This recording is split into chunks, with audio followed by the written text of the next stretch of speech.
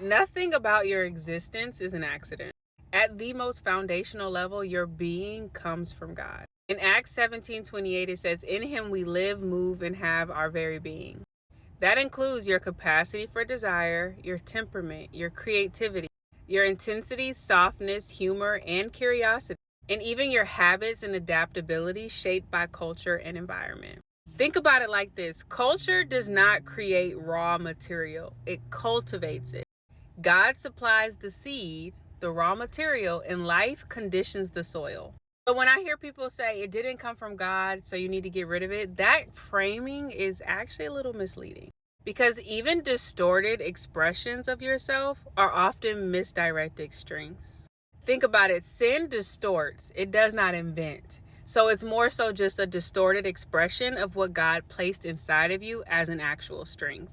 Scripture never suggests that sin creates new material. It just distorts what already exists. So, for example, anger, that's just distorted protection. Control is just distorted leadership.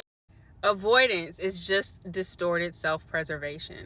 And desire is just a distorted longing for union. And when God renews us, He doesn't just scrap the whole system, He just reorders it and repurposes it, essentially realigning it with this intended purpose.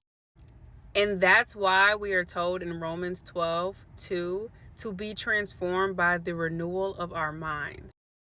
Renewal is not erasure, it's the restoration of its proper function.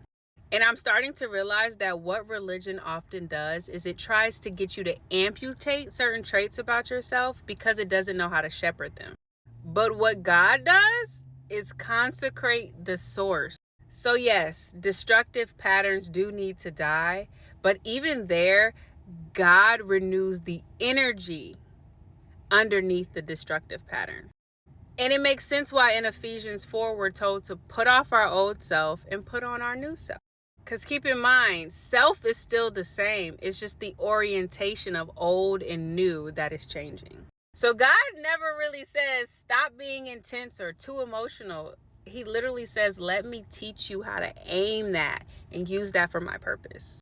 All in all, God never asks us to get rid of ourselves. He asks us to surrender ourselves so that we may be redeemed, so that what's distorted can be healed and what's innate can be used. Sin doesn't mean that something foreign entered you. It means that something God-given got misaligned.